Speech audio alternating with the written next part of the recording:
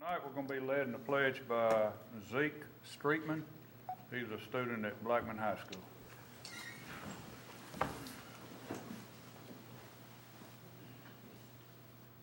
Allegiance to the flag of the United States of America and to the republic for which it stands, one nation, under God, indivisible, with liberty and justice for all. Thank you, Zeke. Before we do our moment of silence, I just got a couple people I'd like for us to remember their families. The family of Mr. Thomas Delbridge. Mr. Delbridge passed away December 29th. Most of you know he was a very dedicated board member from September 1st through August, September 1st, 98 through August 31st, 2002. During this time, he was served as vice chairman for 10 years and 2 years as board chairman. And Mr. Delbridge, he was a strong advocate for vocational education. I think a large majority of the board already know that. Also, we'd like to remember the family of Sharon Wolf. She passed away January 10th, 2013. Mrs. Wolf, she was a dedicated employee in the special ed department, and she served the students for 15 years. So if we could remember them in a moment of silence.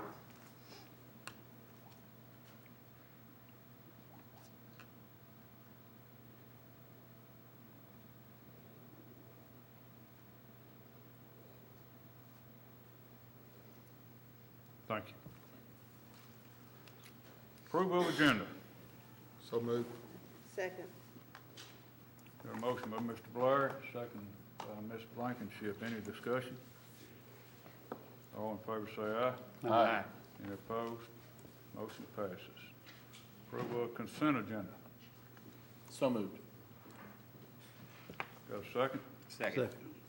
Second, Mr. Tackett. Any discussion? All in favor say aye. Aye. Any opposed? Motion passes. Number 6, Read to Succeed. Ms. Palmer, Michelle Palmer. Yes. Appreciate you coming. Thank you so much for having me. Good evening, and thank you for all allowing me to come and visit today at your meeting. My name is Michelle Palmer. I'm the co-chair of the One Book Committee in Rutherford County on behalf of Read to Succeed, and they've been promoting literacy here in Rutherford County for over 9 years. I know you're familiar with and participate in some of our programs like Reading in the Schools Day, Reading Rally, Unplug and Read, Read to Be, and many of our other adult and family literacy programs. I'm here tonight to bring your attention to this year's One Book Community Read Choice. Each year we join with community partners in asking adults in Rutherford County to all read the same book. This year's title is the New York Times bestseller, The Fault in Our Stars by John Green. It's told from the perspective of 16-year-old Hazel Grace Lancaster in a voice that one reviewer calls compulsively readable. It's a story about love and legacy and about overcoming obstacles and living life fully, even in the face of frightening diagnosis. It's about teens with cancer, and you might think you don't want to read it, but you have to give Hazel Grace a chance, and you'll soon be laughing and crying and celebrating with her with every breath that she takes and you take, even when it hurts. The Washington Post called The Fault in Our Stars a tough, touching Valentine to the human spirit.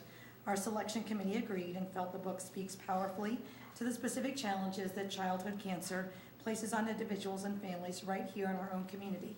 We're eager for Rutherford County, including area high school students, to experience this book and the discussion that it inspires.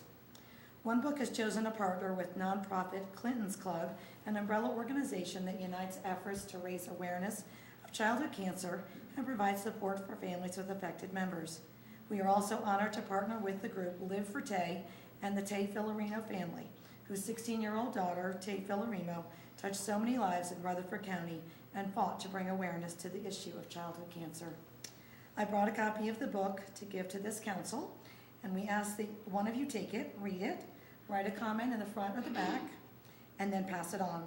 We appreciate you taking a leadership role and showing our community that literacy matters. Thank you so much. Who would like to read? Anyone? Thank you so much. Thank you. Appreciate it.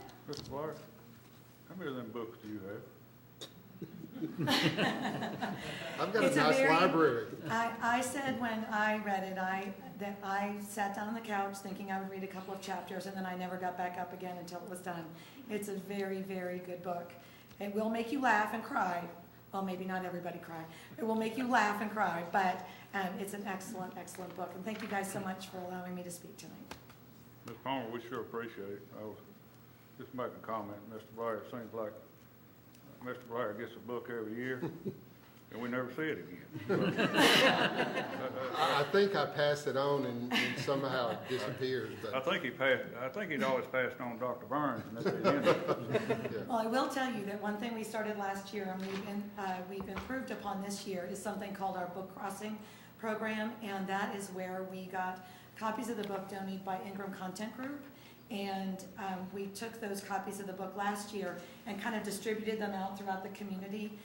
This year, we're doing it in a little bit more organized fashion, and we actually have copies of the books that will be placed in 8 different locations around Rutherford County, including the hospital, a couple of Starbucks, the YMCA in Smyrna, both libraries, and those will be free copies that people can borrow and take and read. And then they can bring it back to any of the other locations that are around the county. And you guys are getting the scoop on this because the press release is not coming out until tomorrow. So you are the very first ones to hear about this. It's called our Red Box, and it is actually a red box. You know how with the Red Box movies, you can take a movie and then drop it off and bring it back somewhere else? Same thing. So if Mr. Blair is holding on to it for too long, go into one of those other locations and see if you can track it down. Well, what attracted me so much to it is out of 6, counting myself, 6 children in my family, 3 of us have already experienced cancer. So cancer is very prevalent and took my father, so that really piqued my interest. I understand from people that have had immediate family members or close friends who have suffered from cancer that this book gives a very realistic and unique perspective of what it feels like to be a family member as well as to be a cancer sufferer. So we're not necessarily recommending it to people who have cancer right now because it may be a little too raw, but for people who have been through it or who, like you, have lost family members, it's just it's a very eye-opening and heartwarming experience to read. Thank you. Thank you very much. I appreciate it. Appreciate it. Any other board members? Visitors, Miss Kathy Hines.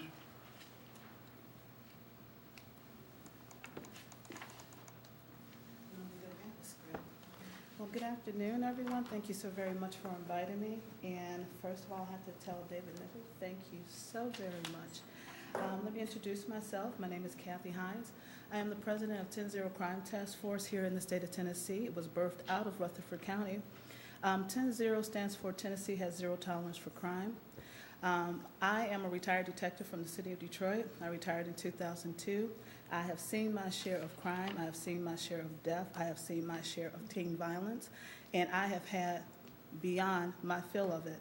And what my intentions are is to bring awareness to the school system, since I've been invited to come here tonight, to share with you why it is imperative for you guys to be the leaders here in Rutherford County, because you will set precedents across the state of Tennessee on how you look at things from a different perspective.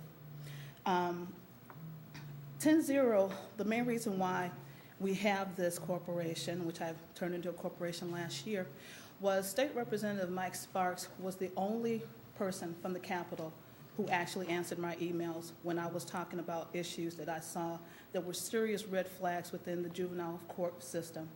The issue that I was bringing to him was the fact that you have a whole lot of parental issues where you have young men or older gentlemen who were named as fathers on a birth certificate and they really weren't the fathers at all. And when they would have to ask if they wanted to have involvement in the child's life, the judge would say, "Are you willing to do so?" And they would say yes. And I would say, "Wait a minute, we don't know if he's the father yet." I said, "You have to do DNA testing." They go, "Well, that comes later." I said, "No, that should be done first." And out of that, I realized that citizens are paying $700 a month for each test. And within a 3-month span, Rutherford County has spent over $350,000 in DNA testing. And I said, just imagine, you'll be at the $2 million mark by the end of the year. Well, Rutherford Citizen and Sparks found that amazing that somebody would look that deep into the court system. And I know Mike wouldn't mind me sharing this. It turned out that his son was victimized the same way. And when he sat there and understood where I was coming from, he had DNA testing done and found out that his son was not the father of this child that someone presented to him. But then Mike said, what do you know about synthetic drugs? And I said, really not too much. I said, give me a little scoop on it.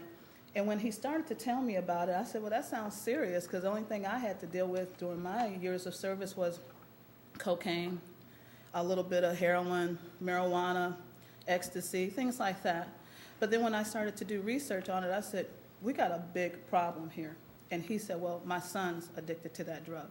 And he said, what can you do to get that off the streets? And I said, well, let me think about it. And he said, how about a task force? I said, well, if you promise to let me do it and leave me alone, I'll get it done. And within 3 or 4 months, I had put a task force together. Originally, I must have had maybe about 4 or 5 people who came to the first meeting. When they showed great interest in having a meeting done every month, it went from 4 people to like 35, 40 people. And now we're down to our board of directors, and we meet every month. And with the synthetic drug issue, a lot of people don't understand what it is. Even though it's been in the press a lot, and some of you have had earfuls of what's going on within the school system about this drug is insane. I work closely with federal agencies. ATF, Alcohol, Tobacco, and Firearm, has helped me out by training law enforcement to teach them about the explosive components of this drug. That drug, when it is being manufactured, is more explosive than crystal meth. You have people, young people, older people, who are processing these drugs in cars, in their homes, and then they traffic that stuff out in the streets. But then you don't understand how this stuff is coming into the school system. These kids are taking these drugs mainly because at first it wasn't illegal. They just thought it was something that, hey, I can take this, nobody would know that I'm getting high, because you can't do a hair strand test, you can't do a urine test, you can't do a blood test that will identify this product. And then once the kids started to mimic these outrageous behaviors, then people started to listen. But when I went a step further and said, let me really show you what's going on, then people started to listen. And I was really excited about that. But the thing that troubled me the most was when I had stated we need to really start bringing this information to the school systems. I would walk up to principals and say, hey, look, I'll come and talk to you. It doesn't cost you a dime. I will bring my comrades, the DEA officers, ATF, FBI, all this to your school system for free. Talk to the teachers, talk to the parents first, and then we'll bring it to the kids. I got no reaction. It was like, thank you very much. And that kind of hurt me, because my son graduated from this school system. But he had me in his corner saying, you know you will not do anything like this. My son, he's a grown man now, but he understood from childhood there are things that you just don't participate in. But when it doesn't have the passion possessed by the leaders within the school system or the government, state, federal, or local, there is nothing that's going to be done. And our children depend on us. They depend on us for shelter, food, guidance, peace of mind. And if they can't get that anywhere, they should at least learn it in school. Because eventually they're going to grow up and teach their kids. I also want to talk about something, and I know my time's limited because David knows I can talk. There is another issue that I want to bring to everyone's attention. We have a big problem with drug paraphernalia. A lot of people don't understand how significant this problem is. If any of you have not paid attention to it, next time you go into a little mini mart, gas station, a little mom and pop store, and you go see a glass case that has beautiful little glass pipes in there, pipettes with a silk rose in there, a bong that has a gas match attached to it, that is drug paraphernalia. And this is what kids are using to ingest, eat, whatever, this drug that they're using. I have talked to members of other groups, and they'll be like, are you serious? And I go, I'm very serious. When I have sat there and talked to those at the DA's office, they will say, Kathy, it's just a smoking implement. And I said, well, you explain to me or show me where you've seen a person take just regular smoking tobacco, put it in a bong so they can get that full menthol flavor. It doesn't happen. And then some people will say, well, Kathy, if you try to remove it, they're just going to go and do it some other way, go to the hardware store, whatever. I said, that's fine, but I don't want it within the realms of the reach of our children, because there is nothing that will stop them from buying it.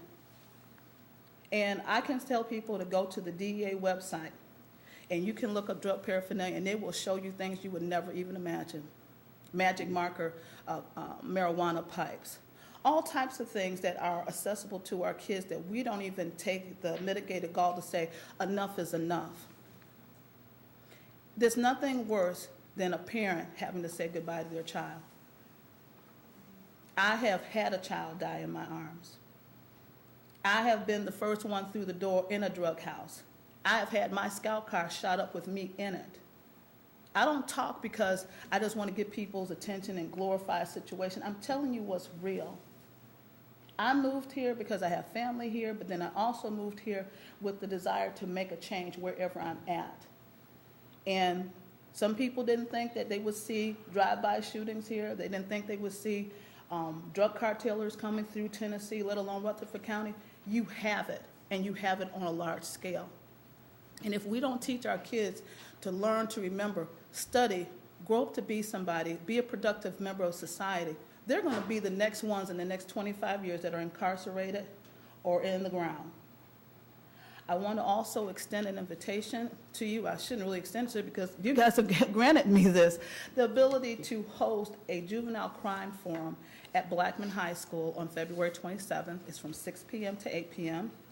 I'm looking for more vendors. So far, I have members of the military who are going to come, child and family advocate groups that are going to come, juvenile or teenage suicide prevention awareness groups that are going to come and hand out their information. I'm looking for vendors who really have an excellent program that will help families, restore families. And at that forum, we are going to have an open panel discussion to talk about where the ball was dropped, where we pick it up at, and how do we run with it. There is nothing else to be discussed outside of that panel other than those three components. And if I have to be the only one up there, but I know I got some pretty good people, I will be up there talking and sharing from my own personal experience what I've seen. So I want to tell you again, thank you very much for inviting me here. If I went over my time limit, that's my specialty. But if you have any questions for me, please go ahead and ask. What time on the 27th? From 6 p.m. to 8 p.m. Let me add to that, the synthetic drug issue. If you remember on television not too long ago, where, and I know this might get graphic, where a man was actually eating another man in Miami. Yes. Was all due to synthetic drugs. Yes. A child in East Tennessee not too long ago was on synthetic drugs, claiming to be the devil, who was trained to kill other kids. It's synthetic drugs is sold over the counters here in town. Yes. The Smyrna Beer Board and the Rutherford County Beer Board have closed down some of these shops, taken away the beer license, and basically put the little stores out of business for selling synthetic drugs. So Murfreesboro, Rutherford County is taking the lead nationwide Yes. to stop this stuff. And I think, you know, if we can educate the children in our schools, I don't know how we could do it, you know, but if we can at least just get something out there to them, it would be a start. Absolutely. So- Absolutely. You know, and I'm really elated that I have members of law enforcement who said, Kathy, whatever you need, we will do for you. We will provide it for you. And to think of an agency that would come and speak to any social group for free is almost unheard of in this day and age. Everybody, if you got something good, it's going to cost you something. And as I was sharing with my mother the other day, I said, I still don't understand why people have to buy a Bible. I'm not here to talk religion, but I'm just saying things that really help people sometimes cost the greatest amount of money. But a child's life is priceless. David is correct in saying that we here within Rutherford County have been setting the mark. We have set the mark for so many things, but when it came to synthetic drugs, we had other states calling asking, how did you do that? And the answer was, I just did it. You see a problem, you strategize, you attack it, and you come back and you debrief. You see if the problem's been ratified. If not, you go back in again. With synthetic drugs, I mean, this is a drug that I have never in my life seen how people, even after their very first time, have gone to become so erratic. There was another guy in Waco, Texas, where he attacked people in the home that he lived in, destroyed family, and then grabbed the dog, choked the dog. And I apologize if there's children or anybody who can't handle this type of conversation, but this is reality. Choked the dog, took it on the front porch, and proceeded to eat it while the dog was still alive. And then you have those who are in the medical profession or who want to be recognized as being leaders in the community to say, well, you don't have any proof that this was in their system. Do you understand that this drug was designed specifically to be untraceable? This drug was developed in a university over in the Middle East, not talking about those who were involved in terrorist activities, but it is a well-known university. But their intent originally was for this drug to be used as a form of antidote to help people who are on certain types of drugs. Marijuana, cocaine. That's where you got Molly's plant food, and this is where you got 7-H, those two different products. But then when you have those who operate clandestine labs, their whole game is to take something, make it more lethal, put it into the community, see how well it's received. They don't care if it kills you the first time. All they want to know is, are you so addicted to it that you'll keep coming back to do it? And this is exactly what's happened. We know what the situation is, but a lot of people like to say, that's not my problem. It took for a parent over at Riverdale, who was a teacher, to step forward and say, my son is addicted, where it basically almost broke them financially to try to get help. You have insurance companies that say, I never heard of this thing, and we don't have the money to cover any type of rehab such as this. But it's like, why do we even have to have that type of discussion? The thing of it is, get rid of it. The drug industry by itself is a billion-dollar industry. We also have children who are victimized by child sex trafficking. In 2011, Tennessee had over 4,000 children trafficked for sex. Immigration and Customs has had 3 tremendously successful busts on 3 global child pornography trafficking sites. And on one of these sites, there were always arrests made in the U.S., over in Europe, Canada, South America. But you had one site where they had it where the child of choice was either 19 days old to 12 years old. And the members of this club were practicing necrophilia, cannibalism, and pedophilia. This is what our children are subjugated to. When we had a quick spike in child attempted abductions last year, this is what would happen to these children. These kids are taken from here and sent overseas. And Americans, those who participate in that type of criminal activity, are the biggest buyers or participators overseas in child sex trafficking. So again, I thank you very much for allowing me to speak. And go ahead, David. Yeah, let me close, if I can, with this, that Channel 5 News had a scene on the other day where the military is kicking people out, dishonorable discharge, for synthetic drugs, for dealing and for taking synthetic drugs.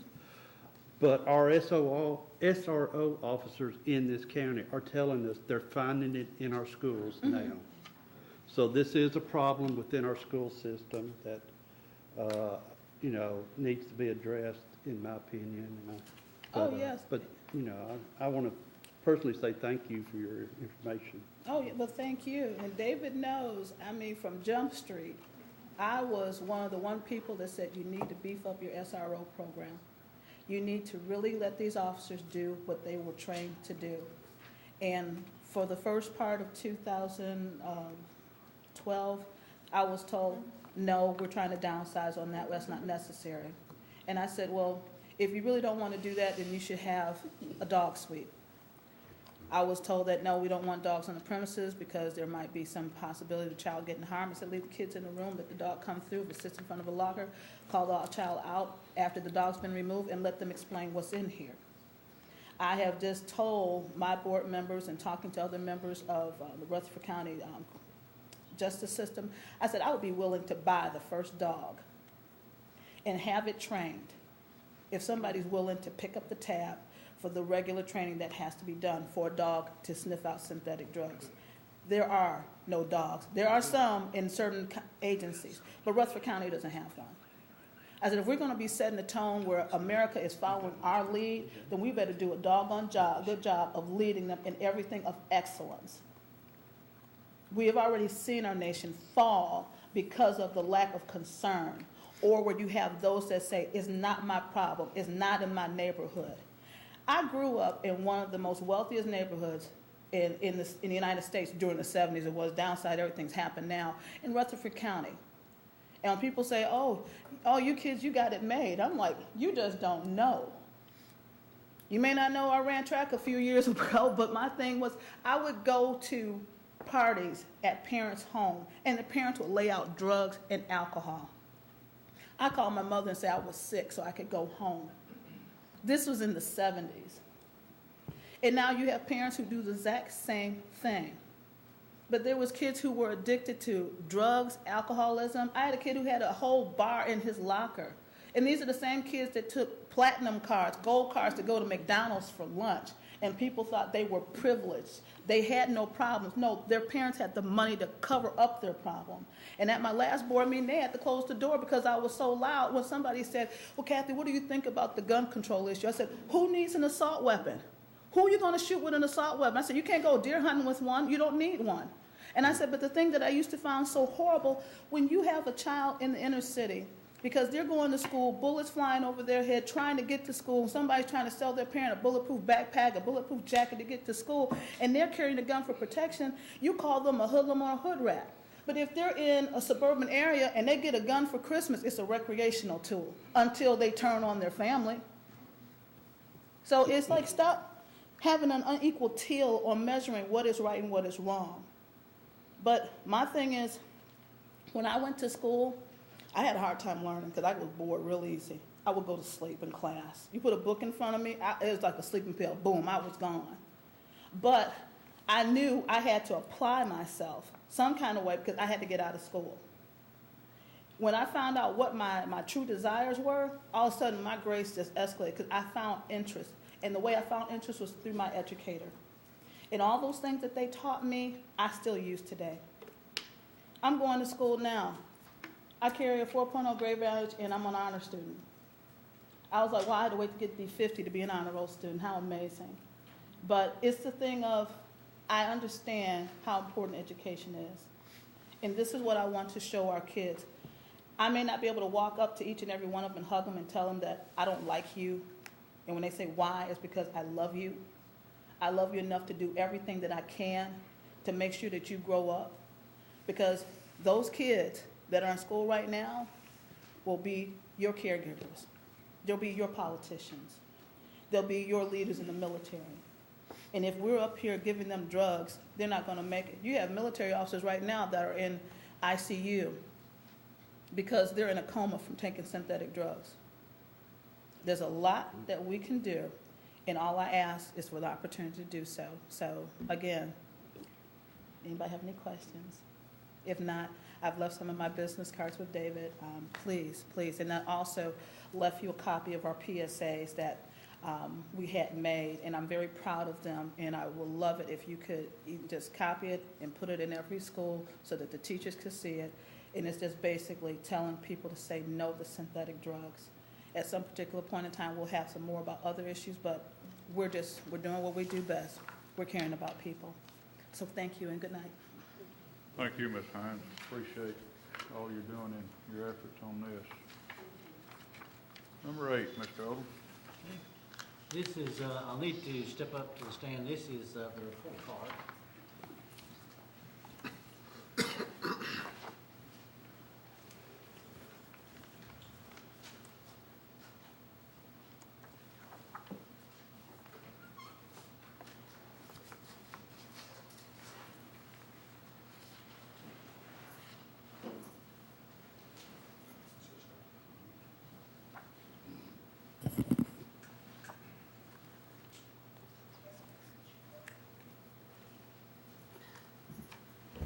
I'd originally planned probably do more of a state of the schools, but we did so much at your retreat this fall, looking at it department by department. I decided to condense it down tonight. So we'll concentrate basically on Tennessee's report card, some information, also to try to educate you a little bit on what we mean by our AMOs, annual measurable objectives, and that sort of thing. So we'll begin with this if we could. See if it's going to work.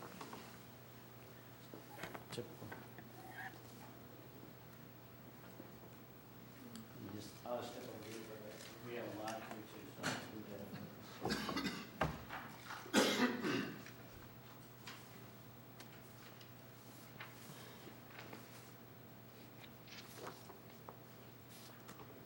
The report card, and many of you have looked at this already, but the report card is on the State Department of Education's website, and of course you can see that.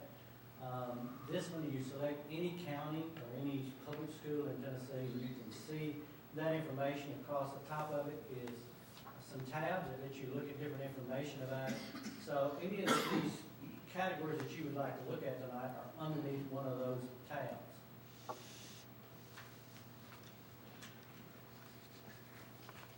Rutherford County Schools, I did notice one error on it. I circled it there. Schools that do not have 27, we have 45. But that's one of the things that we kind of look at. But for the 2012, it runs basically a year behind. But the information about Rutherford County Schools, the number of administrators, the number of teachers, the state, and at that time a year ago, 38,118 when they gave this information. You have a copy of this that I've given you that you can look at it so that you can go back and reference it. That's kind of our breakdown by ethnic breakdown, so you can look at that if you'd like to see that a little bit more in detail as we go along. And this is the one that kind of profiles some demographics. How has Rutherford County Schools changed? What are we looking at? And in this column, this box is the year 2000. This is the year 2012. So you can kind of see how we may have changed as a district, as a school system in that time. This column over here is where the state of Tennessee was last year in this report card. In other words, this column matches this one. This is state, this is Rutherford County's information. And you can see again, the African American population was 10.2, it's now 15.9. Asians were 2%, now 4.3. The biggest growth that you may see in the terms of 600% increase is your Hispanic population, from 1.6% in 2000 to 9.5% now, 3,399. Last year, and I've mentioned this before, we had the third largest ESL population in the state, if you remember that. So that kind of is reflected in that report card to see. So limited English proficient tends to go with these growth changes here. So from 1.3% of our population to 6.1% of our students last year are receiving ESL services. Statewide, that's 4.7 as you look at that. Students with disabilities, a couple of things that I draw your attention to. Across the state of Tennessee is 15.2%. In 2000, it's 15%. We're now identifying 13.5%. This is something that I look at and the people in the instruction department look at. Are we over-identifying students with special ed, or how are we in comparison for that? So it looks like we're certainly a little bit below the state average in that identification category. So it's kind of encouraging to me that maybe with our RTI programs and other things that we're being able to identify students better. Probably the thing that's one of the biggest changes for Rutherford County In 2000, 22.7% of our students were on the free reduced lunch program based on those federal guidelines. In 2012, it's 43.5%. So it's virtually doubled in those 12 years. So that kind of, yes, sir. Can I ask a question? And you may or may not know, from 2000 to 2012, has that bar where we identify as economically disadvantaged, has that changed some to reflect that number? Yes, it does to a certain extent. One of the things that happens, they recalculate it every year. It's a national poverty. It comes from the federal government, basically, that threshold. As the average income across the United States has risen, then that's supposed to increase proportionally with that. So the numbers change within that particular realm. But certainly, I think our numbers are up, and I don't think that probably surprises you a lot when you look at that. But anyway, that's kind of some good information on that page. You can go back and look at some more if you would like. Here's some other interesting information that you may find that I certainly do. And this is all off the state report card. I simply pasted it on the slide so you can see that. And per pupil expenditures, the state has us in 2012 spending $8,098 per pupil, basically for instruction, that sort of thing, and operation of the system in that. The state average is $9,123. We're actually spending $1,025 less than the state average per pupil, which makes us 11.2% below the state average. Actually, in 2000, we were 9.84% below the state average expenditure and a minus $368. So in that span of time, we've actually declined in that particular level of what we're spending. Mr. Gill used to say, just think, 40,000 students, $1,000, that'd be $40 million more dollars. What would we do with $40 million? It's amazing when you stop and look at it. The numbers really add up very quickly when you do.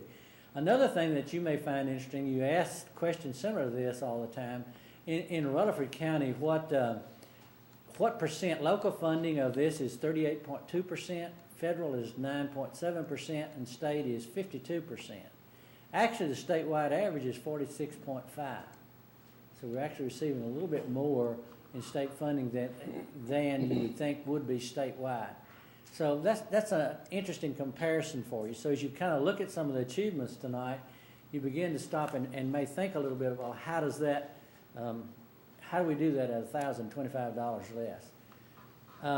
This is another slide that I'd like to share with you here about understanding what the No Child Left Behind waiver might be. I think my device has finally started working. I'll come back to this mic.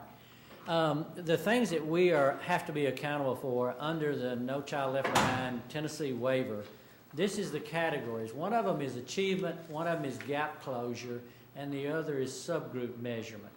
So these are the current, in 2012, this is the achievement categories that we're measured in. 3.8 reading, 3.8 math. All of these categories are what we must hit a target for, or make an achievement target for that. That's actually changing. We're testing this year, and they're adding together Algebra 2 and English 3 are tests for this year. So they appear in there, and they'll be combined. The gap closure change between all students and a specific subgroup of students. And we'll look at that a little bit in a moment. In fact, it's down here at the bottom. One of the gaps measured is this group of students. Now, why did we pick Black, Hispanic, and Native American? Because it was the three most prevalent subgroups in the state of Tennessee. When you take the state as a whole, might not be the most prevalent for us, but it would be the most prevalent in Tennessee. And that's compared to all students, the economically disadvantaged to the non-economically disadvantaged, limited English to non-limited English, and student with disabilities to non-student with disabilities. So that's your measurement. Also, you have to make a performance in subgroups, all of these particular subgroups that's listed the same as over here in those same areas. So it kind of gives you an area of how the different measures might be. Now, annual measurable objectives, that's what AMO stands for. That's kind of the new language. And this is what Rutherford County's report card looks like. Goals met. You had to meet a majority of those goals. But if you'll actually look in the goals met, we actually met all of our goals with the exception of 7th grade reading. very interesting in that one, just a little bit below. We didn't make seventh grade reading go particularly, but certainly much more than the majority. Participation rate there, and that's testing the at least 95% of the students what we do. Every category improved with the exception of that seventh grade reading, and that's become one of our focuses this year. How do we compare number-wise in achievement? So here's the state average. This is Rutherford County's average in these categories that's listed above. And we exceed the state average by this percent. If you simply subtract these two numbers, you should start getting some of that same comparison as you look between our number here and how much we might be above the state average when you look at that. So in general, we're typically in most areas double digits above the state average when you look at those achievement categories. The annual measurable objectives and gap closure. Now, gap closure is the one that's the most difficult. And the reason for this is, as students grow in achievement, there's a tendency for your gap to widen. Because to not have a larger gap, say, in special education, your special education students have to gain as much as the regular students do, plus an additional amount to close the gap. So if you grow by 10% overall, then if you want the special education to close the gap, then it would have to be 1% above that 10%. And that's very difficult to do when you have high growth. But anyway, that's a breakdown for Rutherford County in all of these particular subgroups, which I was really pleased with. And the only one, we improved everywhere. And that's why one of the reasons we received the recognition, except students with disabilities in reading and language. And again, it was because we gained so much achievement. But we're still, thanks to our principals, teachers, the people who's working for you out in those schools, we're able to improve in all those other categories. Really, really quite amazing when you look at this. Another thing that you might look at, so for high schools, for Algebra 1 and English 2, so the red arrow is the gap for the 2012, and that's the gap that we've been assigned. It's no higher than that. And I'm going to explain you a little bit more of that when we go through how it's calculated, how you look at that. So when you look down, and I did one kind of at the bottom, this is students with disabilities, happens to be in English 2. And so your gap size, 51% in 2011.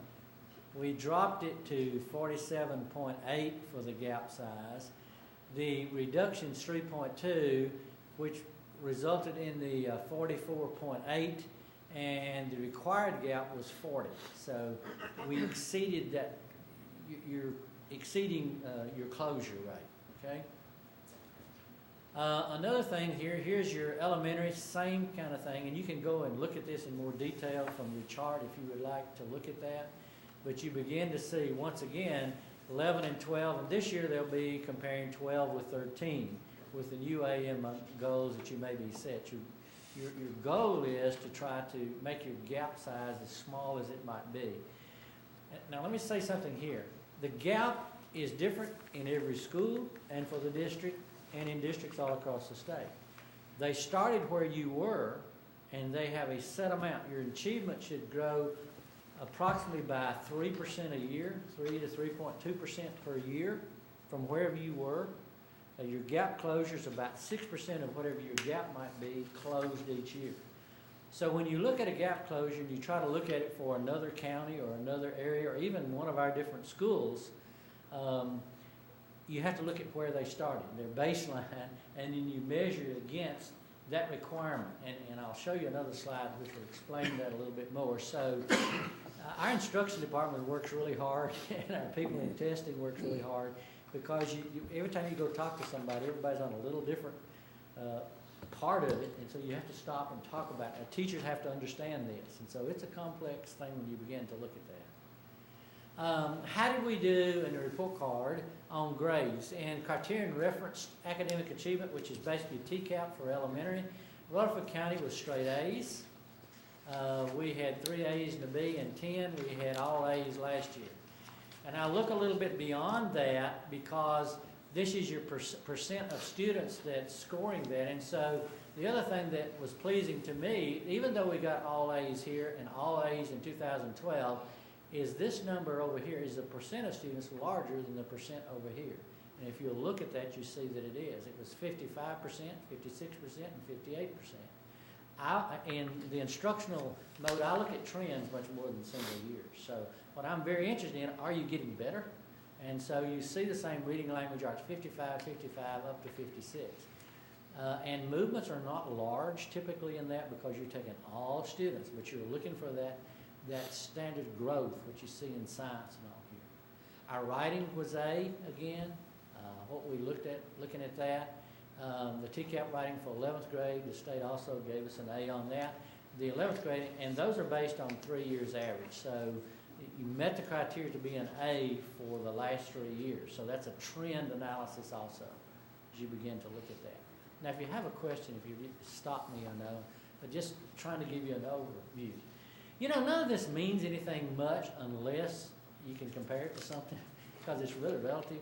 So what I did for you is put Rutherford County there, and I put some other counties our size and some others we might deal. We have all A's. Murfreesboro has A, B, A, B. Williamson has all A's. Montgomery County has 2 B's, 2 A's. Oak Ridge, all A's. Knox, 2 B, 3 B's and an A. And Wilson, all A's this year too. So you kind of see with districts around us how we're doing, how we're comparing, and that sort of information. Going a little further, here's another one. This does not come off the report card. This actually comes from the Education Consumers Foundation. Here's the question here.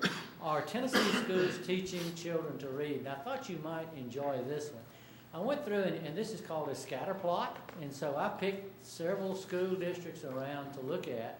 The chart across here is the percent of students qualifying for free or reduced lunch. And up here is their gains or progress in 3rd grade reading. In other words, are we teaching them to read by 3rd grade? This is us right here.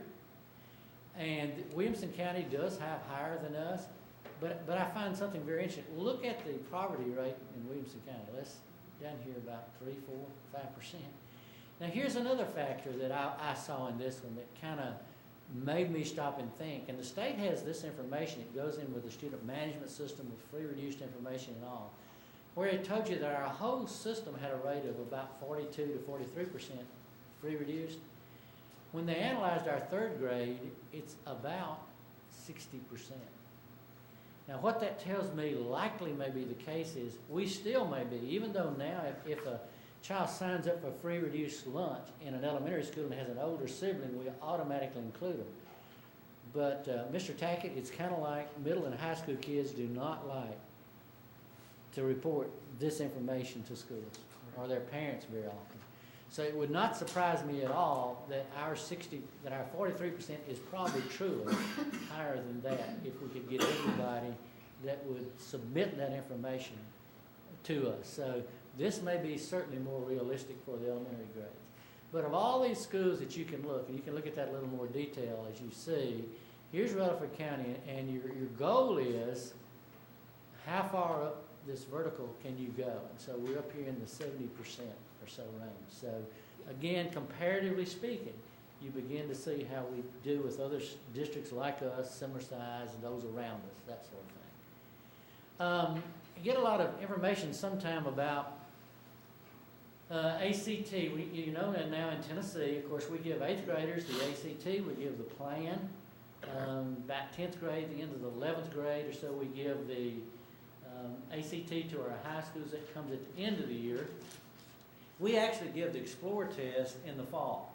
So we already have results for this year in the fall as you begin to look at some of that. But if you'll notice for Rutherford County's Explorer, which is our 8th grade Explorer, look at the upward trend on the composite. And in the science, you can see generally in most of our subjects we have that upward trend. So they're getting better. That's what that tells me is we look at that. Our students are scoring higher. Now, we test everybody. Now, this little light blue line up there is a national average. So in 8th grade Explorer, Rutherford County is really above the national average in everything that you see, in all of those subdivided subjects. And people say, well, you only give TCAP, you only do that. How do you know how well you're doing? You're not comparing to anyone else. This compares us to people all across the country from the ATC group, giving an Explorer test. So it kind of tells you how we're performing when you look at Value-added information. How are we in value-added? Remember, they recalculated, redid all of value-added. So last year we talked about we got 3 Bs and a C, and this time we are AB, AB, and I'll show you some other districts with that too. You can see how that compares. But value-added measures student progress within a grade and a subject, which demonstrates the influence the school has on the student's performance. So Rutherford counties would be measured as a composite of all of our schools. So what is the mean gain for the students in each of those subjects over this particular period of time? Always good to see when your mean gain was 1 NCE point there and is now 2.2 or some measure like that. So as I look at this, this also is the trend that I like to see, that you're getting better in your gains. You're actually, and this includes your brightest students, your students that are not as bright. You're getting that gain out of them regardless of where they are, because this becomes a composite. Now, how do we do compared to the other? There's our AB. And before you get really worked up about the B's in there, there's Muffinsburg with AB, AD. Williamson over there has 3 A's and a B. Montgomery, again, you can see the difference in those. Rutherford County, again, ranks very well in comparison to many of those districts around us and some of the larger ones in the state that you might know in value-added elementary gains. High school EOC, value-added in 2012. These are the subjects, again, that we're looking at. There's a predicted score, there's an actual score, and then you're rated on above or no detectable difference. We are not below expected gains anywhere. Now, no detectable difference means from what your predicted gain is, that you're basically within 1 standard deviation of that expected gain. So basically the one that, as we look at you, we see we're above in algebra. Williamson was above. We really are more at the state average in Algebra 2. They were above. Again, no detectable difference. Above in English 1, English 2, U.S. History, we were actually above, and Williamson's no detectable difference. But anyway, all of our high schools and all in giving these EOC tests are gaining what they're predicted, at least within 1 standard deviation or above, which you're glad to see. And again, you can go on this and look at any other district, the state report card. If you want to see this, you can see any public school or, again, any district in the state. The ACT is probably one of our biggest challenges, again, because we're testing everybody. But again, the one area that's of most significance, we met with high school principals this week, was English. We did not do as well in English. We're below what we expected in ACT. So that becomes a focus for us as we look at that. The 3-year, basically, which was a break from our 3-year, who was above or no detectable difference in the 3-year ACT. Remember, Tennessee, again, tests all students, which is different. There's only about 7 or 8 states that test all students. So we require everyone to take it, the ones who want to take it and the ones who do not want to take it. When they sit down in that room or just bubble in the Christmas tree or something, right? Mr. Tackett, you're laughing. You didn't see that, did you? No, they're gonna be in there. ACT plan scores, again, you see plan is the precursor to your ACT. So how does Rutherford County do? And I'll speed it up a little. Here's your composite. But again, you see that we're getting better. Your trend is upward in that.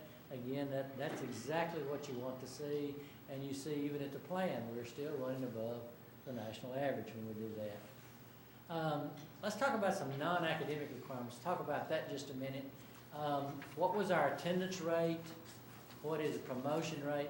Grade N not included that you will see there. Grade N not included is students that are really comprehensive development students, that they're not specifically identified by the state as being in grade 4 or grade 8 or grade 7.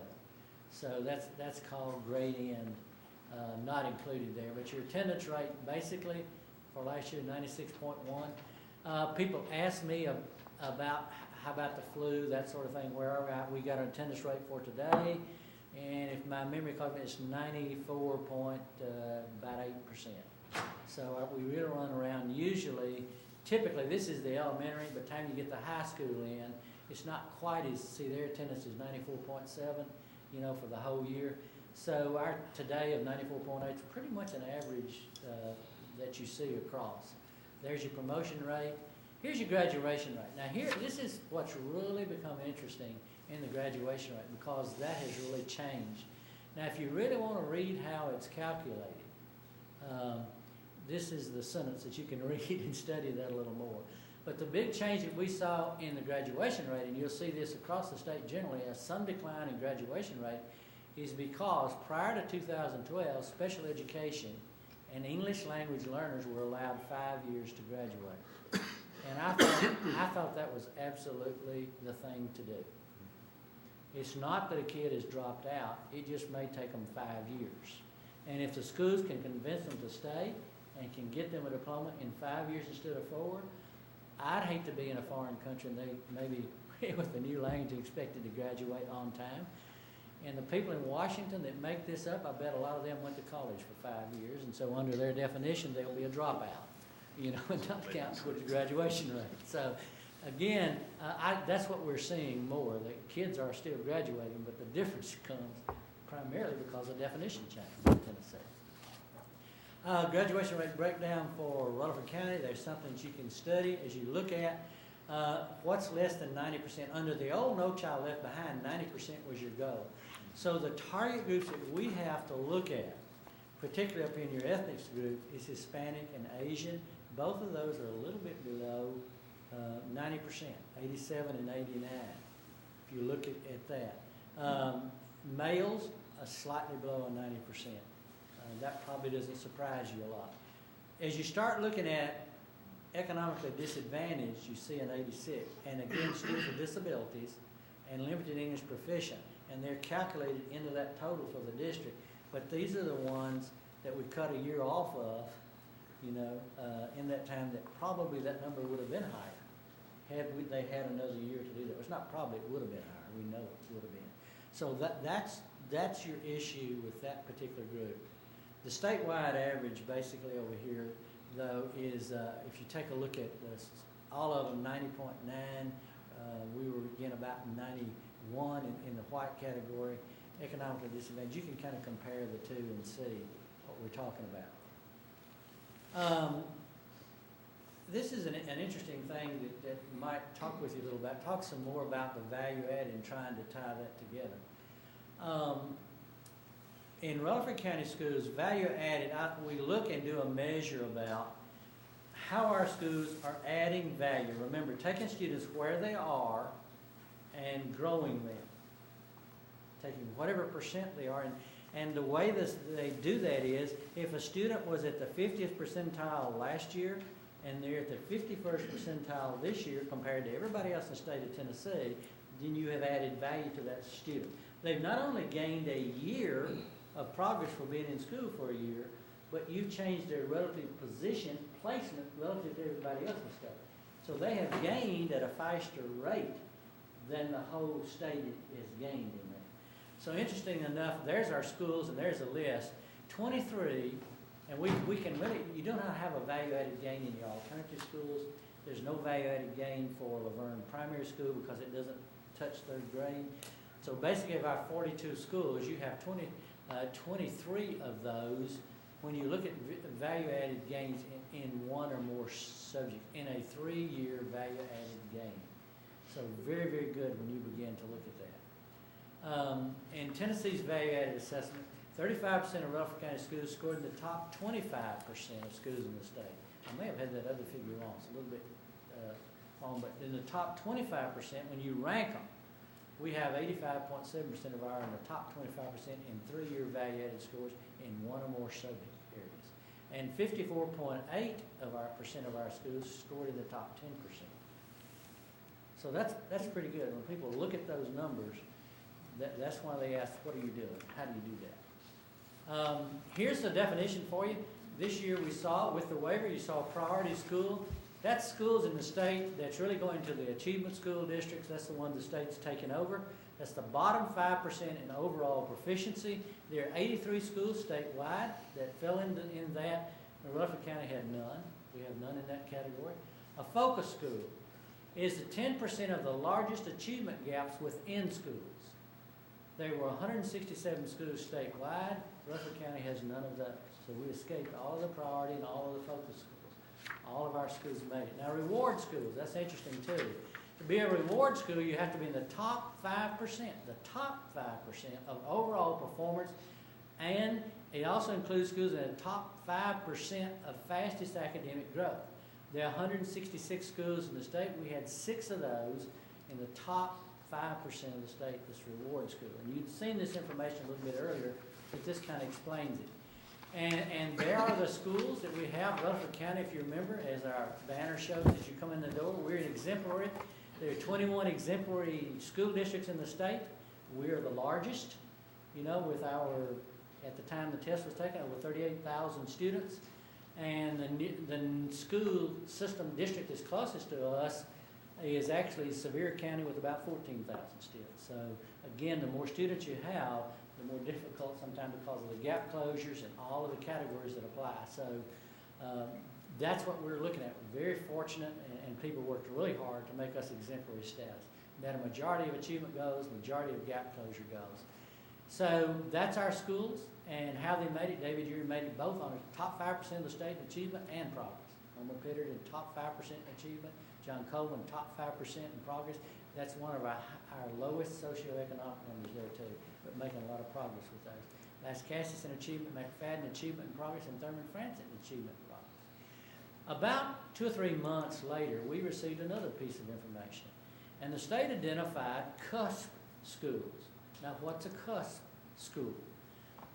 We have 25 of our schools received an additional letter, not these 6 up here. We had 25 additionally received a letter, meaning they also scored in the top 5%, but because they had an achievement gap that declined the year before, one of those gaps declined, or it was below the state median, then they didn't get classified as one of these schools. So when you consider the top 5% of the state, we have 31 schools. These just didn't get the identification because of the gap change in it, which can happen if your achievement especially is high. So we were really proud of that. There's information about teachers, administrators, that number you can see. Core courses is 99.9%. The courses that we have to do waivers for, really tough to find Latin teachers across the state. So somebody listening to us, a Latin teacher, might check with our HR department, we'll take the list. Very difficult to find Latin.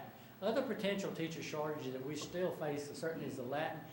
Now that high school are required to have chemistry or physics, that's another one that's a shortage in. Math still tends to be some, and believe it or not, guidance is becoming one. And the reason, Mr. Tackett, is because they're now, the colleges are requiring them to go, many people went into guidance after doing a certain period, teaching a number of years. They also make them now go back and do their student teaching in that guidance area too. So a lot of people just can't afford to stop teaching and go back to school for the year or so to get that student teaching and all in. So that's actually a shortage for us in that. What are the annual measurable objectives for 12-13, the year that we're in right now? Achievement, Algebra 2 and English 3 are brand new target. This is changes. Algebra 2 and English 3 is there. Gap closure, they're going to add together Algebra 1 and Algebra 2 and create one gap for that. English 2 and English 3 and create a gap for that. So the AMOs then are based upon this particular information. This is for your information if you just really want to know what Tennessee is doing. This is a slide the state uses. In short information, the goal of the state was to reduce the students scoring basic or below basic. This is less than proficient. That's basic and below basic. In 2011-12, by half over 8 years. So every school, every district would have a graph similar to this. Whatever their gap was, excuse me, 11-12, has to be halved when we get over here into these years. So that's what it would look like. This is the achievement growth, what we're looking at. This is the gap closure, the half. So that kind of lets you see how that calculation is done. There's our goals for the year for achievement. Our schools know what the goals are for the district. And again, each school has a different goal based on wherever they started in that initial year, that 10-11. Notice the to be announced here. We're over halfway through the school year, And we still do not know what our goals for Algebra 2 or English 3 might be. We received an email this week and said we might get them January 23rd. So anyway, that's where we are. Kind of let you know. We don't know what those goals are. Hard to hit a target sometimes when you know what it is. This is your gap closure, and you'll see some TBAs there because, again, they're combining these together in particular subjects, and you look at it. So that's the breakdown if you want to study that. Lots of TBAs in that one, still not identified for us. We look at it. Kind of summarizing what you've looked at tonight. Rutherford County Schools is one of the 21 exemplary school districts in the state. We have 6 reward schools and 21 on the cusp, making, I should have said 25, that's a mistype there. 31 of 42 eligible schools, 73.8% of schools in the top 5% of the state. All A's for elementary achievement, 85.7% of eligible schools have one or more subjects scoring in the top 25% in value-added gains. And what's our challenges for this year? I told you ACT is our challenge, and that's one of the things that we're trying to do. The graduation rate requirements above the 90% threshold. Now I'm going to give you an example, you'll understand why. Wherever you graduated in that, when they started this, you have to increase it every year. They're using some of us that have, to get the state's average up, they're making us keep going up to cover for some of these districts that are not going up much. Eagleville's graduation rate is roughly 98% this year. Now I don't know what that soft ceiling is, but you get to a point where can you graduate that many? So it's really tough. And again, every school has a different one. We have it for the district. It's no longer the 90%. 2 years ago, I told you 90% is NCLB. When the waiver come along, the sky's the limit. 100% is the limit. Okay, let's put it that way. So that's what it is. The other one is certainly continue to meet achievement gap closure goals. Special education, English language learners is our biggest challenge. And the other challenge for us here is to train teachers in the instructional strategy to the National Common Core standard, which are becoming part of the exams as we go on. So that's kind of our biggest academic challenges that we face. I'll end with this one. Rutherford County Schools' achievement of our assigned annual measure objective did not happen without an academic focus and without support. We owe a special thank you to our teachers, administrators, school, central office staff, parents, and students. We also offer a special thank you to our Board of Education and the Rutherford County Commission for creating and supporting a high-quality program. You sit here, you pass things that we ask for, you develop the budget, and we're still $1,025 less than the state average. And what you see tonight is what we earned this last year. Yes, sir. How does, in the high school arena, how does the Tennessee Diploma Project, the new Common Core standards, and the testing, how is all that meshing together? Actually, the person from the Tennessee Diploma Project actually came to the high school principals meeting. Several of our schools are participating in that, and we're trying to get the rest of them. It attached, when they graduate, they receive another recognition, Tennessee Diploma Project, but it's based upon the courses they take. And so if you want to be a Tennessee Scholars Program, what we're looking at, so you'll have to take certain courses that are mandated, that are higher level courses. So again, the Tennessee Scholars Program, and well, you said Tennessee Diploma. I mentioned two different things.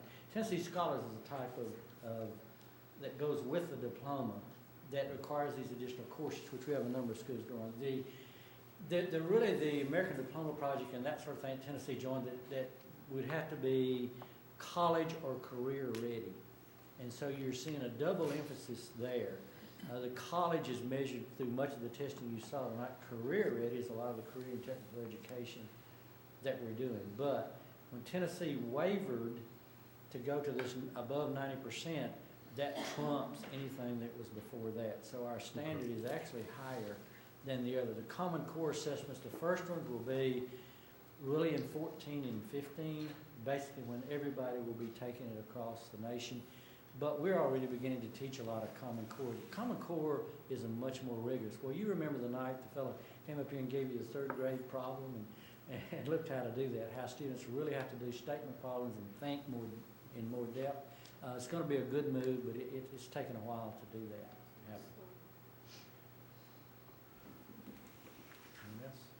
Anybody else? I'd just make a comment.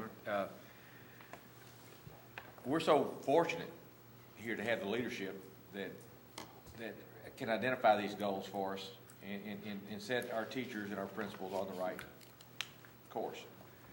95 systems in the state, 136 or something in the state. I'm talking about counties, I guess, system in the state.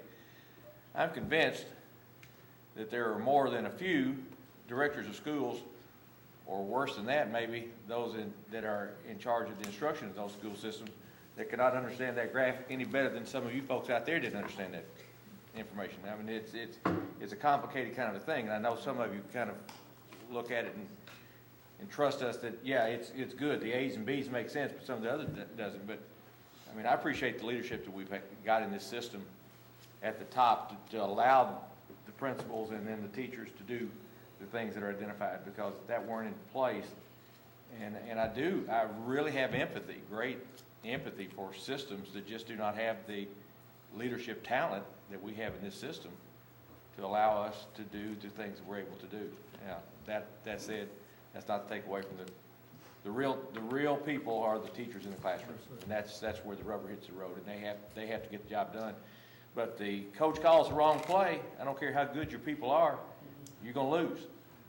You got to call the right plays. You got to make the right calls at the top level to give those people a chance. And I think we should be just recognize ourselves as being very fortunate to have the talent here to do that. That's why we have professional learning communities, to get the collaboration of getting more than one mind together as we look at this and study it. And teachers, by being in PLCs, learn how to use this data better too themselves. Mr. Tackett, you have said in the past, and I think this is an appropriate time to acknowledge, here we indicate that we're $1,025 per student under the state average for expenditures, and we highlight the professional and outstanding skills of the leadership. I know Mr. Tackett has said before, when evaluation time comes around and such as that, how absolutely fortunate we are to have the leadership that we have, and if we were to analyze the pay scale for that leadership, we find that we are behind the average on that as well. I have to take an occasion like this to point that out, not necessarily at budget time, but an occasion like this, there are ways that we can appreciate Mr. Odom and his staff and all that they do, and certainly all of those non-financial ways. The congratulations and admiration is certainly due to you. Well, it's the people behind. And I would expect no less. Mr. Tackett's absolutely correct. I do not teach a single student. We try to do the things for them. It's the teachers that's in that classroom that are with them every day, and a community that's also backing. We have some parents and people that are backing what goes on, and that's what makes the difference. That's how you become an exemplary school system. Well, if I can just add that, since I made the first comments, look, I need to make sure we add that in, because we sometimes can be quick to blame the home situation when things are not so good. So I think you're exactly right to credit those out there that are in the homes that are valuing education, making it important to kids, because if that doesn't happen, it just makes it almost impossible for the student to do well. Anybody else? Number 9, old business. And this is the one we pulled to do an approval tonight, because I placed within your packet, you have a new, which is proposal for the 5-year building program. We looked at that, reprioritized the major changes that you see in there. We found that Eagleville was coming online quicker. There actually looks like going to get the sewer, so we moved that up. Some of you talked about that. Everything that was on there before is here.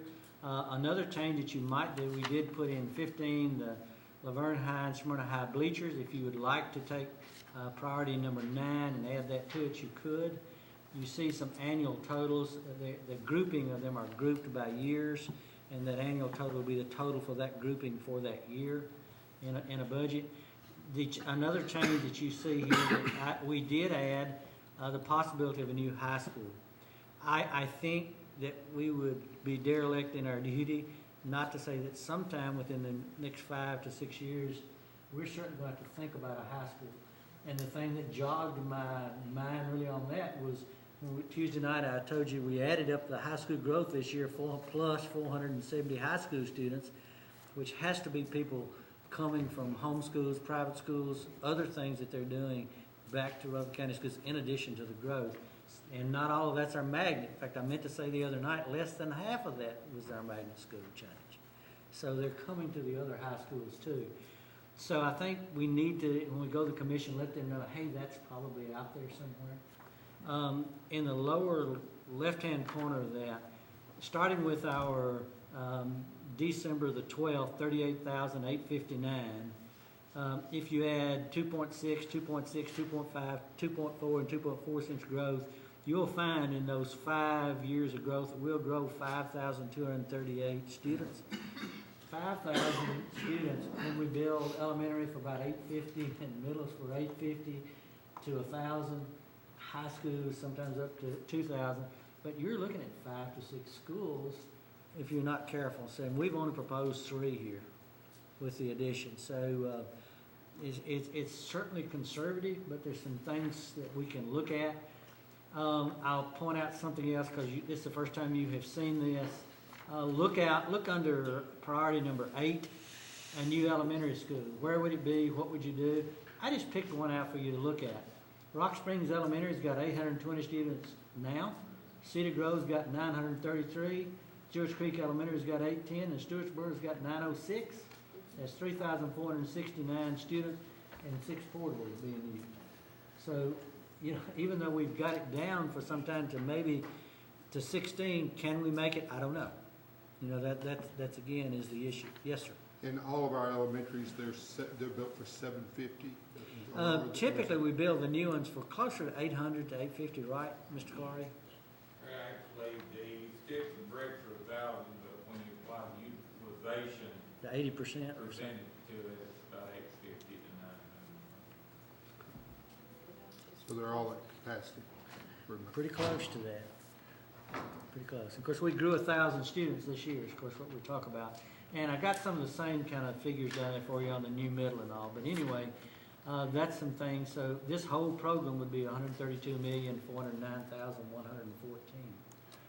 So, but again, at whatever point you want to change it, approve it, or whatever you would like to do, if you want to move those LHS restrooms and concessions up with the bleachers, we can do that if you'd like to make that change.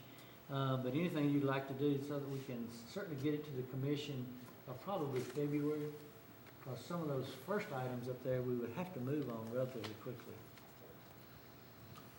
I think, well, first of all, I think we mentioned Tuesday about bringing this back on the 7th, but I'm open to anything the board may want to do. I had talked to Chairman Jordan, and he had a concern about us bringing it that late. I mean, you certainly have that ability, but the health ed will meet in February after the county commission meeting, I believe. So this really won't hit them, I guess, till March. So he expressed a concern about us waiting and getting this to the health ed. So under that, I think I would like to move to approve this recommendation. Mr. Tackett? I'll second that and then make a comment. You want to approve the way it is here? Yes, sir. No. Okay. Mr. Briers made a motion, second by Mr. Tackett, so we'll open it up for discussion now. I don't think there's anything that's changed for the upcoming year that was on the previous one, which I would think would be what they would be most concerned about. You know, I'm a little hesitant in not having maybe more time or maybe just more discussion on what's going to happen in these future years. But I think what they're probably going to be focusing on, would like to have, is what we would like to get for next year. And since that's not changed, that's why I'm okay with getting it to them the way it is. And it continues to be a living document anyway. Yes, we do this because, every year, regardless.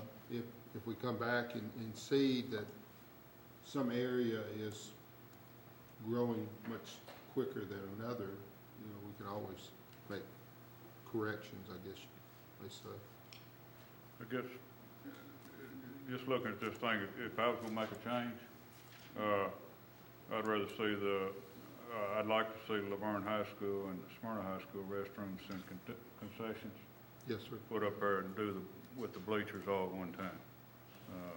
That's just my personal opinion, I don't know. Well, Mr. Chairman, I will make that, can I make a motion to my, I'm gonna make an amendment to that motion, that we do what you suggest, Mr. Chairman. Mr. Tackett, you good with that? Okay. Anybody else? Mr. Holliday? Now, these are completion years? It is. It is, okay. It is. Mr. Samby will come back and put the other parts that you show on the loan sheet, the dates you're gonna have to bid and each of those particular pieces. This is the big overview of when you'd like to have them open. Mr. Holliday? Yes, sir. We're most familiar with the new high school funding as we're in the midst of the Stewart's Creek construction, and $50 million sounds about right for what it's going to take to complete Stewart's Creek High School. However, I'm concerned that in 2017, $50 million may not be the right amount for a new high school. And I wonder if it would be appropriate for us to graduate those numbers, you know, into the future, or if there's been any consideration for that, so that we present, you know, as accurately as possible, and we don't have to come back and adjust. Well, let me tell you one of the differences.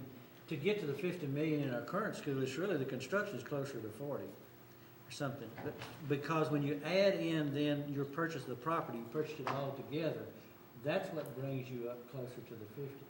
Now, in the places that you have property now in Rock Vale, Whitworth, Buchanan, that property has also been purchased. So what you're beginning to look at here is more of the bricks and mortar, Mr. Clardy, and he actually kind of gave me part of this estimate that he thought. The pad is ready, all the site work's in, out at Rockville. Whitworth, Buchanan would be a little bit different, but we felt like that was a reasonable number now, and that we've got 4 or 5 years to adjust it up as we see what the economy does, as it changes. Or, for instance, if hyperinflation set in, it wouldn't be high enough anyway, so we'll just have to, we thought we could adjust them as we present this every year until time comes. Okay. Mr. Mr. Samby. Samby? If I may make a suggestion, and I was in a meeting, Yeah. wasn't able to talk to Mr. Odom today, since we have already passed a funding amendment for the bleacher ADA modifications, would it be all right if we showed the balance of that project as a second line right under, since we don't have a funding source for those at this point? Say that one more time. Yeah, I'm going to say that a different way. Okay. You all already approved an amendment that we will take to Health and Education next week, taking money from our capital, smaller capital projects fund that was originally funded by 5 cents of the property tax, proposing to take 125 from that fund balance, so we get going on that piece. That's this year, correct? That's this year's budget? Yes, sir. Yeah. And if it would be all right with y'all, if we showed right under that project, the completion of the project, because we don't have a funding source for it. Oh, okay. You're We gonna, can, but we can rearrange that. we just have to rearrange it, otherwise it's gonna Right. get your years out of sequence. Right, yeah. I just wanted y'all to be sure.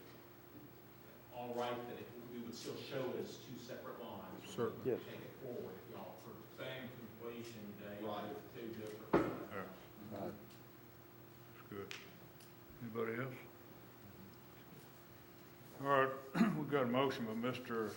Blair and a second by Mr. Tackett. We've had discussion. All in favor say aye. Aye. Any opposed to it? Motion passes. So, Mr. Oldham, if you'll rearrange this and get this to them, we'll be good. Number 10.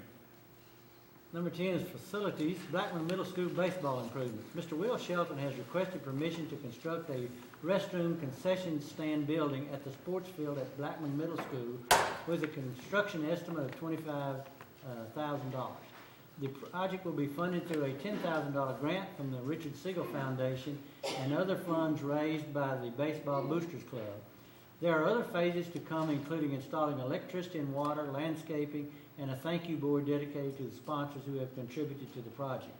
The project plans and proposal have been reviewed by staff attorney Angel McLeod, and along with a firm commitment from Mr. Shelton to upgrade the existing softball playing field, were found to be acceptable from a gender equity basis.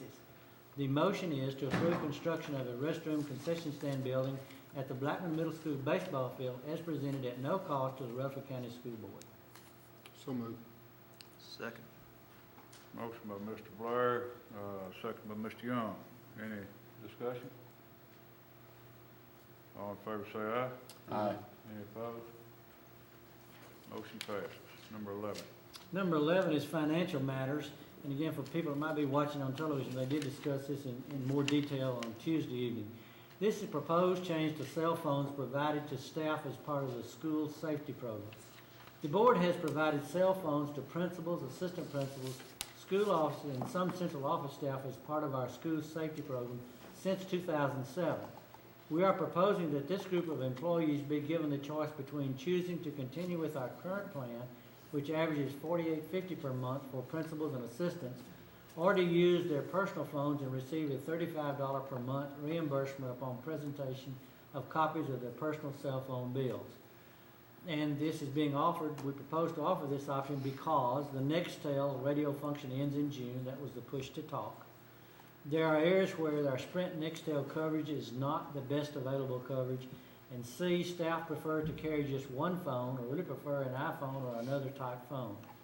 Anyone choosing the reimbursement option would have to agree to carry a phone with voice, email, and text capabilities, and a weather app that would function as at his or her school. We see these phones as our main method of communication during an emergency.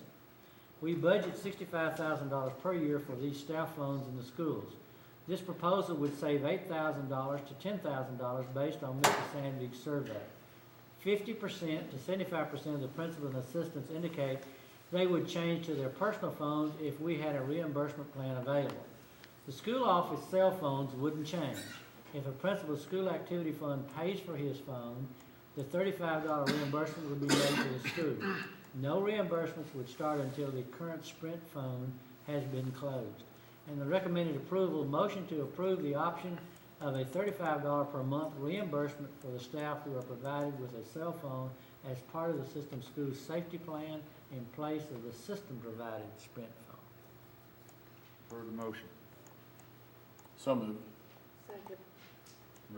Motion by Mr. Holliday, second by Ms. Blankenship.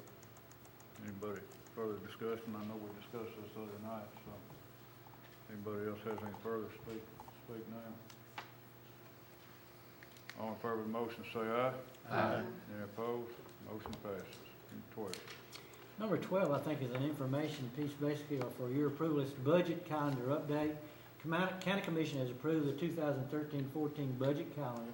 The dates for the school board's budgets have been set. The Commission's Budget Committee will be finalizing meeting times and dates for reviewing other parts of the 2013-14 budget.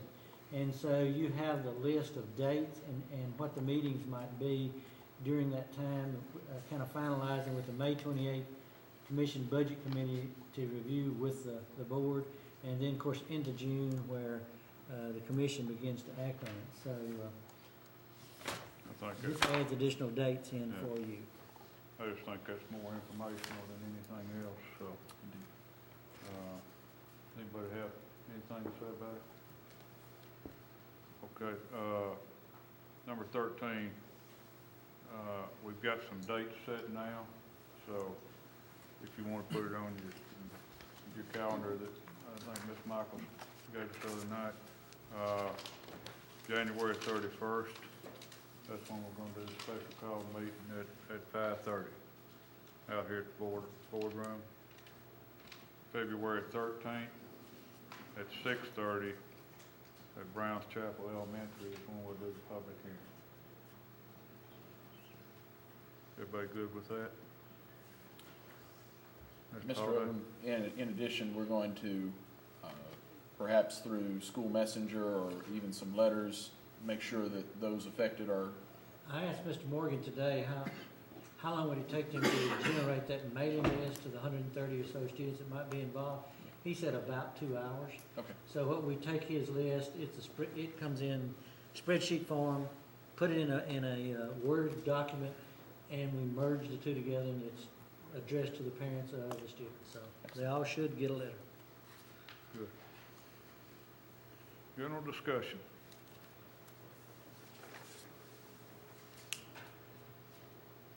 Mr. Chairman, I wanted to applaud Ms. Hines for a commitment to live in a place where you can make a difference, and certainly echo that between she and Mike Sparks, they have made a difference in the synthetic drug problem. I've been aware of their work, and I know that Mike Sparks has been adamant on pushing some legislation through in Nashville on this issue. Indeed, we are leading the country in responding to what can be a serious, serious problem. What is a serious problem? And the way that they are bringing it to our attention and making sure that we're aware of it is to be applauded. So I appreciate the presentation tonight, the effort for the event on February 27th at Blackman High School from 6 to 8 p.m. and all of those efforts. In addition to that, I also wanted to point out that before we meet again, there will be an event at Laverne High School on dual enrollment. And this is something that I'm very passionate about, that upper level high school students have the opportunity at Laverne High School and in the north end of the county. The partner seems to be Motlow Community College. And on January 28th at 7 p.m. at Laverne High School, there's an opportunity to find out more about that dual enrollment possibility. This is an opportunity to make use of Hope Scholarship funds and special opportunities for those students who will excel and are high achievers to get college credit while they're also getting high school credit and knock out some course hours moving forward. There's so much that we have to do to focus on closing the gaps and the achievement and No Child Left Behind. It's really refreshing and excellent for us also to be focusing on the high achievers and making sure that there are opportunities for them to not only take advantage of everything that we offer in our schools with the magnet schools, the AP courses, but now adding this dual enrollment possibility. This is something that can really have an impact on families, offsetting college tuition in the 10th, 11th, and 12th grade years that may not have to be there freshman and sophomore year of college. So it is a wonderful opportunity, and I wanted to raise that for everyone to see. There's great information on the Laverne High School website, links over to Motlow College, all of the qualifications, and it really is an exciting opportunity where, again, Rutherford County Schools are leading the way. There will be a spotlight on education in February from Laverne High School to explain to you as a board what they plan to do. So you'll get to see that. What time is that again, Mr. Holliday? It's 28th? The 28th, January 28th at 7 p.m. in the cafeteria. Okay. Anything else? Mr. Chairman, Yes. might be a good time with inclement weather where we are and what occurs on Tuesday and so forth. Mr. Odom to maybe just explain a little bit the process of how we go about canceling after-school events as took place Tuesday evening, for example, just for everybody to have a knowledge of how and why that takes place. Basically, what we were looking at, we look at the weather service. We talked to the Sheriff's Department. Mr. Snell and I have been the 4 a.m. thing for the last several days. in the morning, kind of looking at it. And we work heavily with that. Some of the final decision is made a lot of times when we go with the Sheriff's Department, what they see as potential. The real thing that made us close those events Tuesday night was the safety of the students in driving to those ball games. At the time we made that decision, because you have to lead it several hours, basically. With all the games had been canceled from our schools that involved people. One was from York, another from a school in Murray County. All of those out-of-district games or out of our county games had been canceled. We were playing each other, basically, for these. But the forecast was for it to get to 32 degrees at 4 o'clock.